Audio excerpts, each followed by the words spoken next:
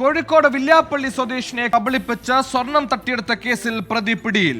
മയ്യന്നൂർ സ്വദേശി Muhammad നജീറിനെയാണ് Vadakara police arrest ചെയ്തത്. പഴയ സ്വർണ്ണാഭരണത്തിന് പകരം പുതിയത് നൽകാമെന്ന് പറഞ്ഞാണ് പ്രതി യുവതിയിൽ നിന്ന് സ്വർണം തട്ടിയെടുത്തത്.